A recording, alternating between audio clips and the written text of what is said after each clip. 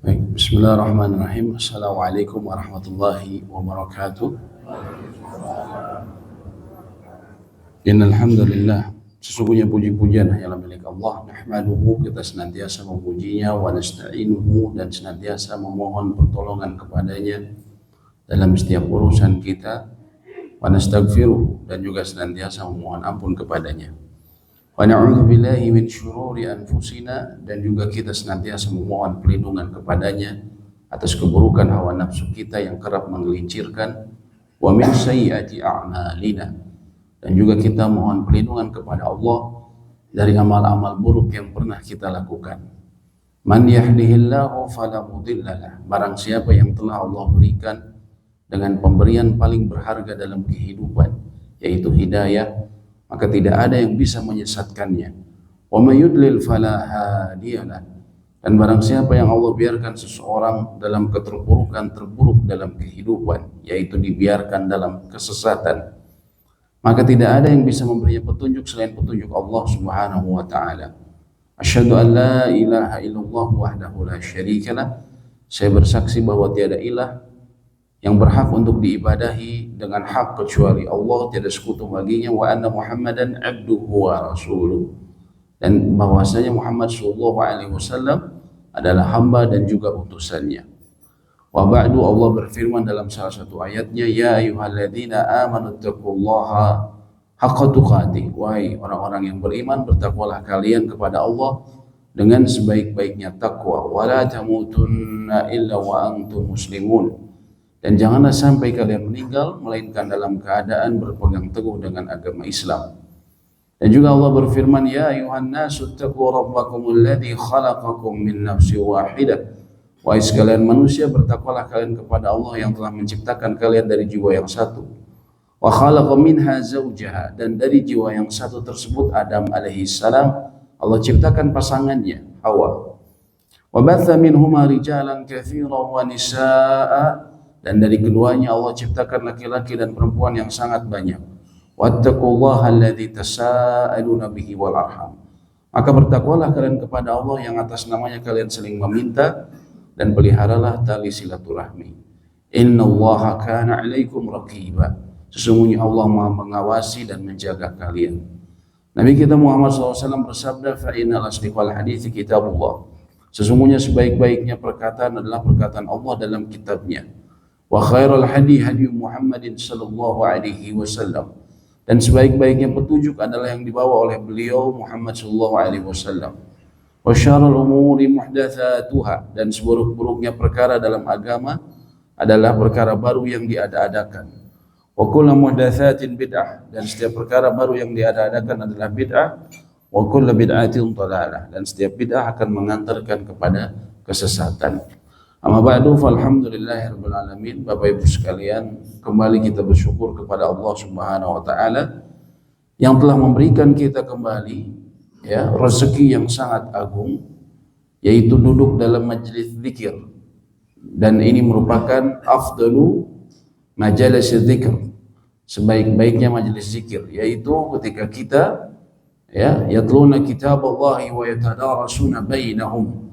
Kita ketika seperti orang-orang yang mereka membaca kitab Allah, membaca Al-Quran, lalu kemudian saling ya berusaha memahamkan apa yang terdapat di dalamnya. Di antaranya yang kita akan pelajari tentunya perintah Allah, ya, salah satu ibadah teragung dalam kitabnya, yaitu aqimus shalah, yaitu ketika perintah mendirikan sholat. Dan kita masih berhubungan dengan syarat-syarat yang akan syarat-syarat diterimanya sholat, yaitu dengan kita melaksanakan thaharah. Pada kali ini kita masuk kepada bab 8, yaitu hukum-hukum tayammum. Hukum-hukum tayammum. Kalau berbicara secara bahasa, tayammum maknanya adalah al-qasdu atau bermaksud, menyengaja. Ya. Secara syar'i adalah mengusap wajah dan kedua tangan dengan debu yang suci. Dengan debu yang suci atau dengan tanah yang suci, dengan tata cara tertentu sebagai bentuk ibadah kepada Allah Subhanahu wa ta'ala. Hukum tayammum itu disyariatkan, dan ini merupakan salah satu dari keistimewaan agama kita yang mulia. Allah Subhanahu wa ta'ala ya menyebutkan di akhir ayat mengenai wudu dan juga mengenai tayammum. Allah berfirman, "Ma yuridullahu liyaj'ala 'alaikum min haraj." Allah tidak menginginkan kesulitan bagi kalian, walaki yuridu liyutahhirakum, akan tetapi Allah menginginkan untuk mensucikan kalian, waliyutimma ni'matahu, dan agar Allah bisa menyempurnakan nikmatnya kepada kalian, la'allakum tashkurun, agar kalian bisa bersyukur. Jadi syariat thaharah pada hakikatnya, ya, begitu pula dalam syariat-syariat yang lainnya, Allah tidak menjadikan kesulitan, selalu ada jalan kemudahan. Ya.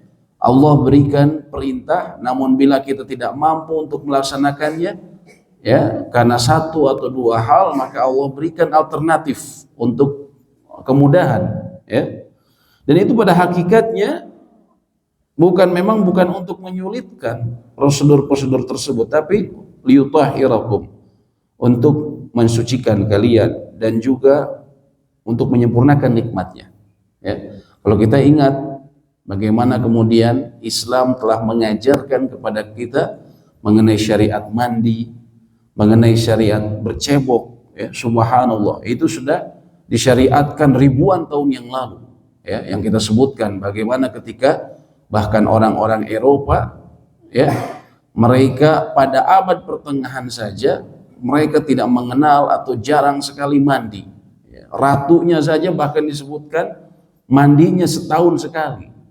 Ratu Isabella seumur hidupnya 2 kali dalam catatan sejarah yang ditulis resmi oleh mereka sendiri, subhanallah. Tapi kita, agama kita yang mulia, menyariatkan minimal kita sepekan sekali kita mandi, subhanallah. Ya, walaupun jangan dipraktikkan di Bandung, Bu, ya. Kalau ibu ke tukang sayur nanti nggak ada yang mau deket-deket kalau seminggu sekali. Kita lihat perintahnya. Ini adalah ayat paling penting mengenai bersuci, ya, di antara ayat yang paling penting, surat Al-Maidah ayat 6. Allah berfirman, "Ya ayyuhalladzina amanu idza qumtum ila shalah." Wahai orang-orang yang beriman, bila kalian hendak mendirikan salat. Ya, di sini juga maknanya berniat. Faghsilu wujuhakum, maka basuhlah wajahmu, wa aydiyakum ilal marafiq, dan juga kedua tanganmu termasuk atau hingga siku. Wamsahu bi ru'usikum wa arjulakum ilal ka'bain, maka kemudian sapulah kepala kalian, dan juga basuhlah kaki kalian hingga mata kaki. Nah, ini adalah ayat tentang wudu. Ya, cuma 4 saja yang diperintahkan. Nah, ini menunjukkan yang fardu adalah yang 4 ini, yang tidak boleh ditinggalkan sama sekali. Kemudian Allah sebutkan, wa in kuntum junuba, dan bila kalian mengalami junub, fatahharu, maka mandilah kalian, bersucilah kalian. Ini yang pekan kemarin kita pelajari. Wa in kuntum madda, bila kalian sakit, aw ala safar, atau kalian dalam perjalanan, aw jaa ahadum minkum minal ghaid, atau salah seorang dari kalian, ya, salah seorang dari kalian baru selesai dari buang air, aw lamastumun nisa, atau kalian menyentuh wanita, falam tajidu ma'a, dan kalian tidak menemukan air, fatayammamu su'idan thayyiba, maka hendaklah kalian bertayamum dengan tanah yang suci. Bagaimana caranya? Famsahu biwujuhikum, Allah sebutkan dalam ayat ini juga. Maka basuhlah atau sapulah, ya, dengan su'idan thayyiba, dengan tanah yang suci tersebut, ya, wujuhikum, wajah-wajah kalian, wa aidikum min, dan juga kedua tangan kalian. Nah, di sini ayat ini menyebutkan secara gamblang mengenai tata caranya secara umum, ya. Dan juga Nabi SAW bersabda, as-sa'idun thayyib kafi, debu yang suci atau tanah yang suci ini cukup bagi kalian, bagimu, ya. Wa in lam tajidil ma'a 'ashrata hijajin, walaupun kalian tidak mendapatkan air selama 10 tahun. Jadi kalau seseorang selama 10 tahun yang ada cuman air minum saja, dia tidak memiliki lebih dari air minum, ya, maka maksudnya Nabi SAW katakan bertayamum dia bisa bahkan sampai 10 tahun, ya. Fa idza wajadtal ma'a fa amissahu basyaratak, bila engkau mendapatkan air maka basuhlah ia ke kulitmu. Beliau juga Nabi SAW bersabda, ju'ilat li al-ardu masjid wa tahura, bumi dijadikan untukku sebagai masjid, tempat bersujud dan alat bersuci, ya. Bumi maksudnya tanah juga, ya, sebagai alat bersuci. Dan tentunya para ulama telah ijma, sepakat atas disyariatkannya tayammum, ya, bila syarat-syaratnya terpenuhi, dan ia dalam kedudukan menggantikan bersuci dengan air. Misalnya wudu kita, tentunya kita bisa ganti dengan tayamum. Dan apa yang boleh dilakukan dengan bersuci menggunakan air seperti apa? Salat, kemudian tawaf. Ketika seseorang mau tawaf tidak ada air, maka dia boleh kemudian bertayamum. Membaca Al-Qur'an, ya, diperintahkan kita bersuci, ya, dengan ketika kita memegang mushaf, maka kemudian juga kita bertayamum ketika tidak ada air. Kemudian para ulama menyebutkan mengenai syarat-syarat tayamum dan sebab-sebab yang memperbolehkannya. Tayamum diperbolehkan saat tidak mampu menggunakan air, ya, baik karena tidak ada atau karena takut bahaya bila menggunakannya, ya. Takut bahaya kenapa? Seperti misalnya lagi sakit, badannya lagi sakit yang jelas, ya, ataupun dingin yang menggigil, ya, ya. Dan ini berdasarkan hadis Imran ibn Husain, alaika bisu'adin tayyib fa innahu yakfik, gunakan debu yang suci karena sesungguhnya ia telah cukup bagimu, ya. Tayamum ini sah dengan syarat berikut. Pertama, niat, ya. Niatlah yang untuk dibolehkan melakukan sholat, dan tentunya niat ini pada semua ibadah harus selalu ada. Yang kedua, ini mengenai syarat sah. Yang kedua adalah Islam. Tentunya kalau orang kafir tidak diterima tayamumnya, ya. Kemudian berakal, ya, sebagaimana kita sebutkan, para ulama menjelaskan seperti ini. Kalau ada orang mu'alaf, ya, dia tidak tayamum dulu kemudian masuk Islam, tidak, tapi masuk Islam dulu baru tayamum. Kalau misalnya dia mau sholat terus tidak ada air, dia masuk Islam dulu baru tayamum, ya. Begitu sebagaimana berwudu, ya, saya sebutkan karena memang sering terjadi kesalahan, Pak, ya. Bahkan di masjid-masjid besar di Kota Bandung, orang mau masuk Islam, mu'alaf, mau calon mu'alaf, disuruh wudu dulu, masuk masjid, ya, kemudian diislamkan, setelah itu sholat bersama-sama. Nah, ini tidak sah wudunya dia tadi. Kalau mau dia sebelumnya berwudu, setelah masuk Islam berwudu lagi, ataupun bila bertayamum karena tidak ada air, maka tayamum lagi, ya, karena tayamum dia dalam keadaan kafir tidak sah. Kemudian yang ketiga adalah berakal, dan keempat adalah tamyiz, ya. Sehingga tayamum tidak sah dari anak yang belum mumayyiz. Tamyiz ini yang mampu membedakan antara bahaya secara umum, ya, api misalnya, atau kalaupun jalan ke pinggir misalnya. Ini biasanya usia anak yang 7 tahun. Yang berikutnya adalah adanya uzur, tidak bisa menggunakan air, ya. Bisa jadi karena tidak ada air, berdasarkan firman Allah Subhanahu wa taala, "Falam tajidu ma'a fatayammamu sa'idan thayyiba." Ya. Yang kedua karena takut mudarat. Namun mengenai tidak bisa menggunakan air, ini para ulama memperinci, ya. Yaitu ketika seseorang tidak mendapatkan air, apakah ini maksudnya di rumah saya nggak ada air nih, ya sudah saya langsung tayamum saja. Apakah boleh langsung seperti itu? Jawabannya tidak, ya. Jumhur ulama mereka mengatakan bahwasanya, ya, dia harus mencari terlebih dahulu. Misalnya memang di rumahnya habis, tapi di masjid kemungkinan ada air, maka dia harus berwudu di masjid. Atau kalau dia minta ke tetangga, kemungkinan tetangga punya, karena tetangga misalnya punya sumur dia, ya, punya sumur khusus, maka kita harus meminta. Jadi tidak bermudah-mudahan. Wah, di rumah nih semua air saat nih, nggak ada air, ya udahlah tayamum saja. Tidak seperti itu. Jumhur ulama mengatakan, mayoritas ulama mengatakan harus berusaha mencari terlebih dahulu, ya, harus berusaha mencari terlebih dahulu, ya.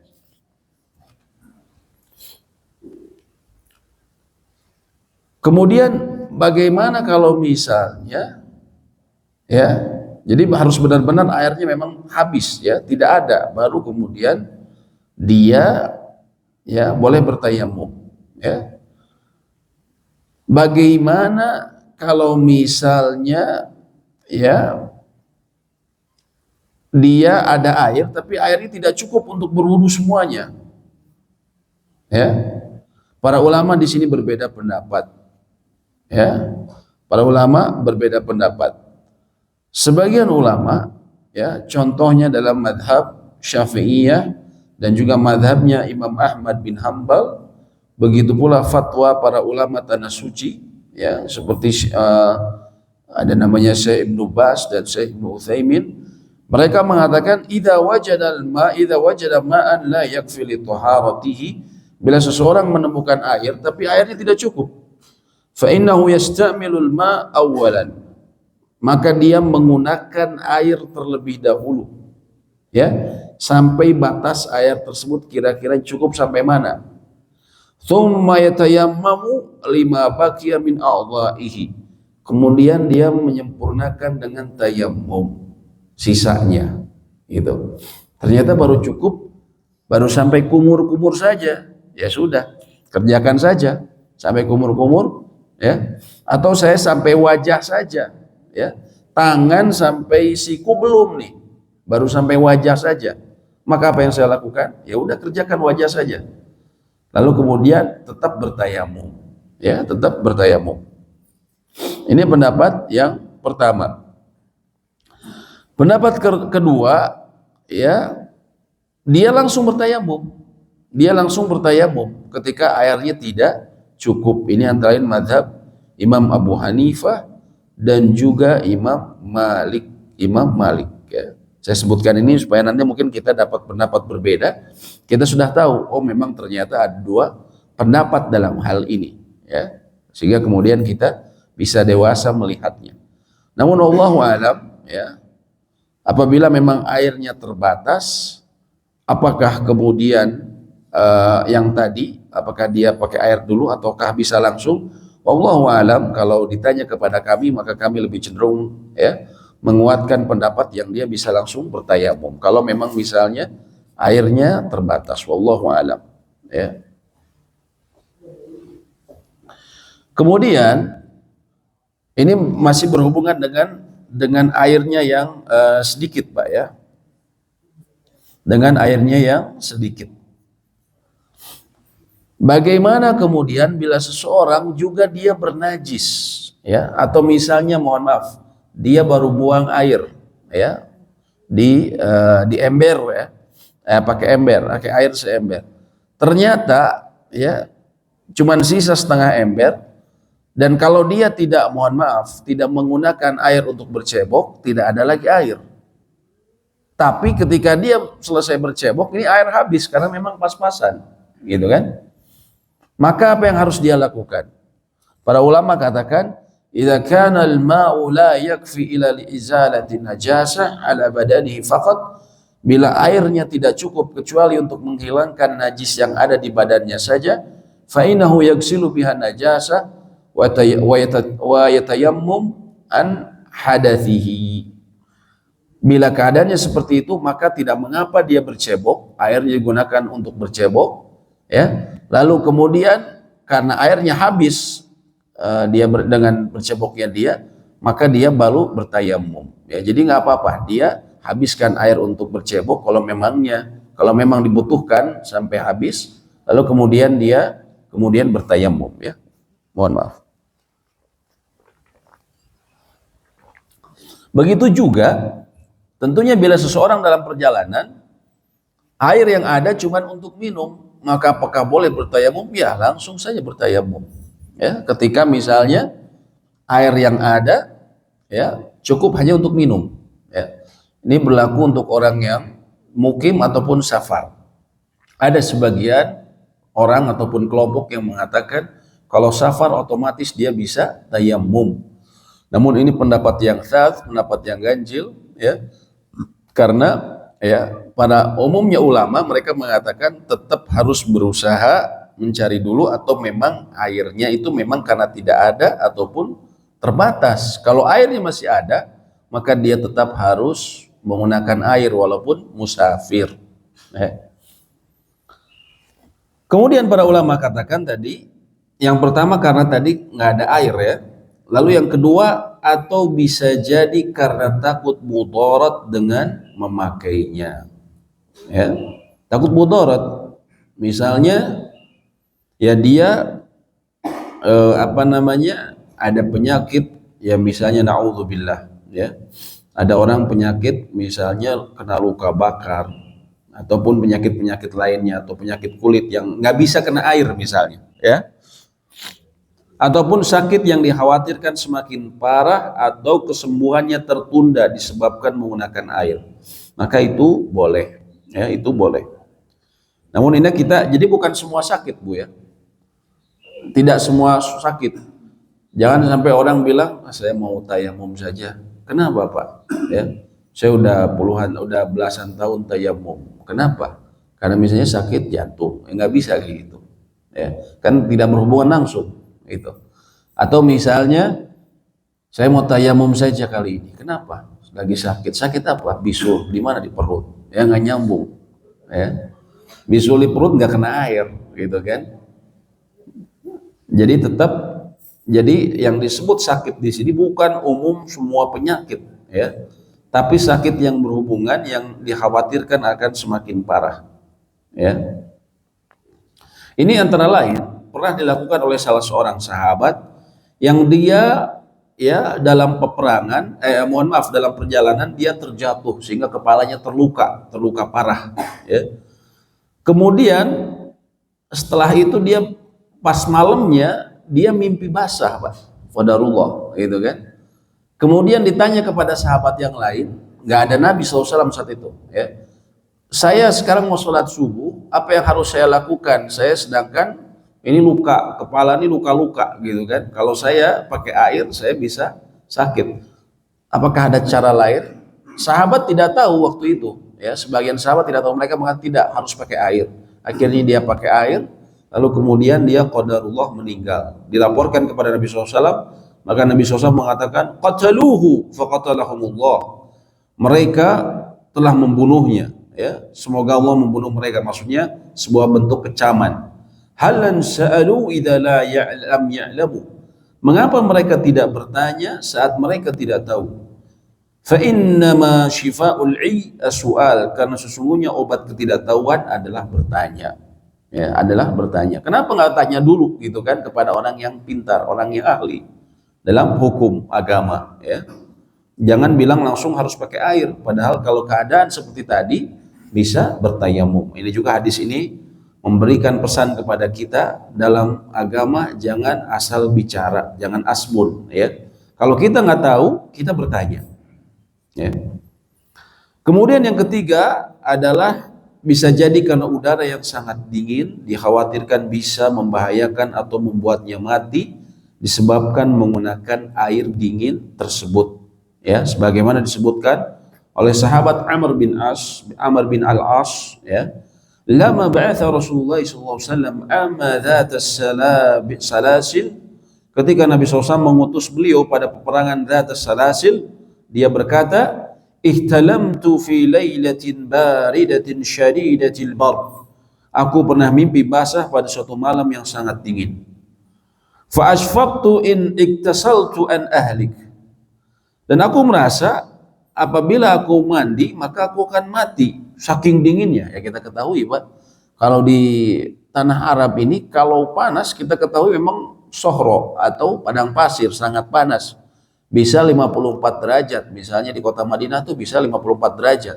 Ibu-ibu keluar dari masjid sendalnya hilang, ya, nyampe ke hotel nggak pakai sendal, itu bisa ibu kakinya kemudian melepuh, ya.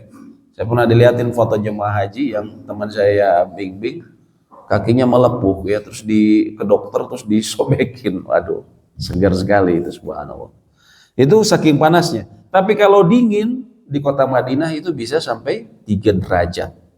Sampai 3 derajat, ya. Biasanya bulan Desember, Januari, Februari itu dingin.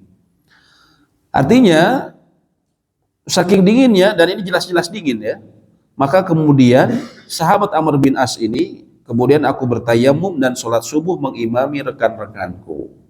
Dan ini dibenarkan oleh Nabi Shallallahu Alaihi Wasallam. Jadi boleh kalau sangat dingin, ya. Dan bahkan dia mengimami teman-temannya yang berwudu biasa, ya. Walaupun kita harus perhatikan dalam ceritanya udara yang dingin ini, kalau tidak ada pilihan, kalau masih ada pilihan, contohnya apa? Bisa masak air, maka kita masak air. Itu yang difatwakan para ulama. Kalau kita sangat dingin di Pangalengan, terus kita, ya, qadarullah harus mandi misalnya untuk subuh atau pingin sholat malam nih, ya, tapi saya ini junub, ya, saya nggak kuat kayaknya mandi, sudah tayamum saja. Kalau masih bisa masak air terlebih dahulu, ya, difatwakan para ulama. Atau misalnya wudhu juga seperti itu, masak air terlebih dahulu, ya. Kalau saya mau wudhu tapi nggak kuat nih, dingin, ya.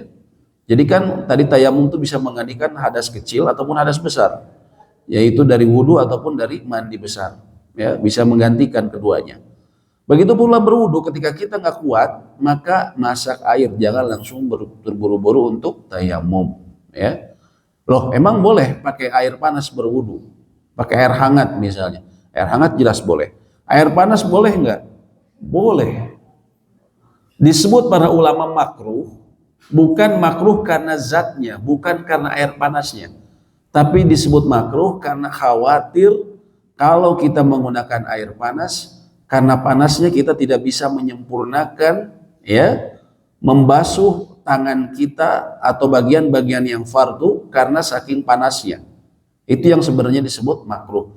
Tapi kalau udaranya sangat dingin sehingga pakai air hangat nggak ngaruh, masih tetap dingin, baru kalau pakai air panas baru kerasa enak, agak hangat, maka kita, ya, tidak ada makruh ketika itu kita berwudu ataupun mandi dengan air panas tersebut, gitu Pak, ya, bisa difahami, ya.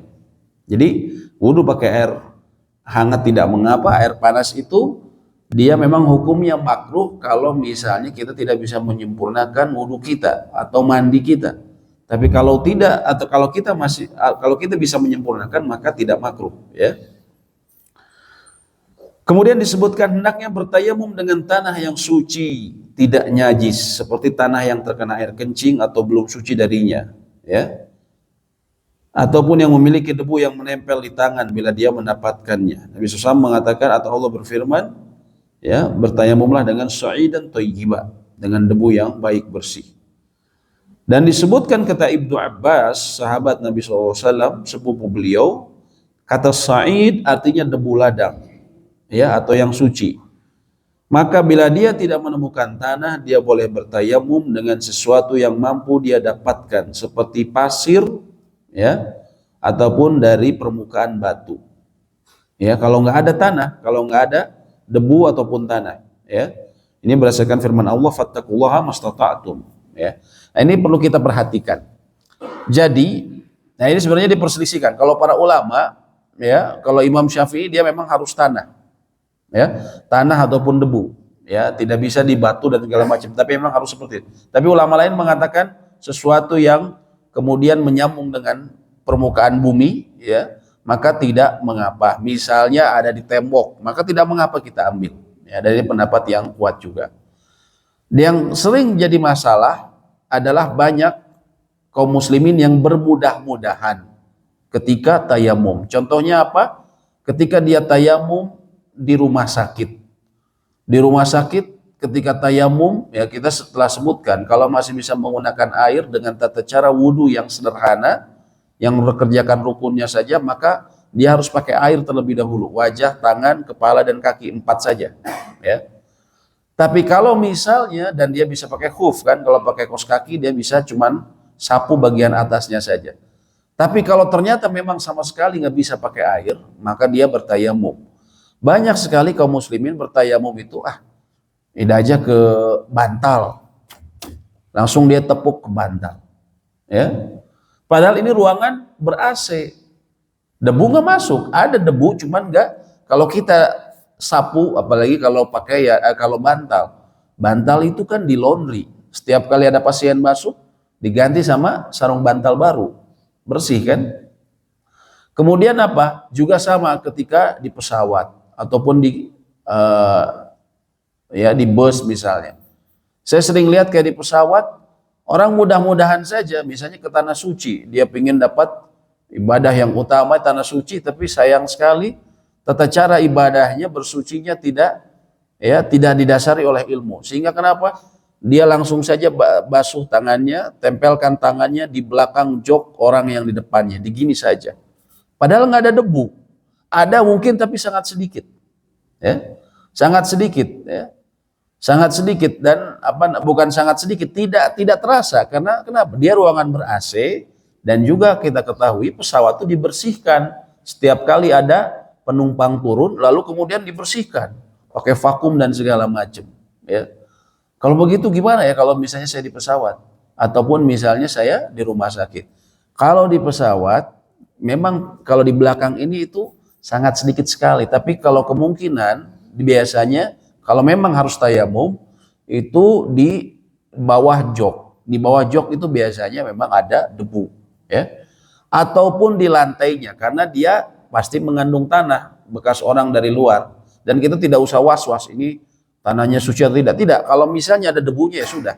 Kalau kita lihat kemungkinan dia bersih, ya, maka apalagi kalau di bawah jok biasanya bersih, ya, maka kita ambil dari bawah joknya. Begitu pula misalnya kita di rumah sakit, jangan ke bantal ataupun ke tembok, yang tembok juga biasanya kalau ruangan ber-AC relatif dia tidak berdebu, ya. Kalau begitu kemana? Ya minta tolong orang untuk ambilkan misalnya di luar biasanya di kaca atau di tembok itu ada debu-debu. Kalau ada tanah yang bersih, ada lapangan, ya, ada kebunnya, ada tanah yang bersih, kita ambil dari situ. Tapi kalau nggak ada, misalnya di kota, ya, rumah sakitnya di kota, ya, susah nyari kayak gitu, maka kita bisa ngambil dari kaca-kacanya, diambil, Pak, ya, diambil seperti itu. Ya. Jadi jangan kemudian kita ya bermudah-mudahan seperti itu. Ada ilmunya, gitu kan? Kemudian perkara yang merusak dan membatalkan tayamum itu ada 3. Ya, tayamum untuk menghilangkan hadas kecil batal dengan semua yang membatalkan wudhu. Ya, dan tayamum ya batal dengan membatalkan wudhu. Apa contohnya? Buang air kecil, buang air besar, ataupun buang angin. Adapun tayamum untuk menghilangkan hadas besar batal dengan semua sebab yang mewajibkan mandi, ya, seperti junub, haid dan nifas. Bila seseorang bertayamum untuk menghilangkan hadas kecil, kemudian buang air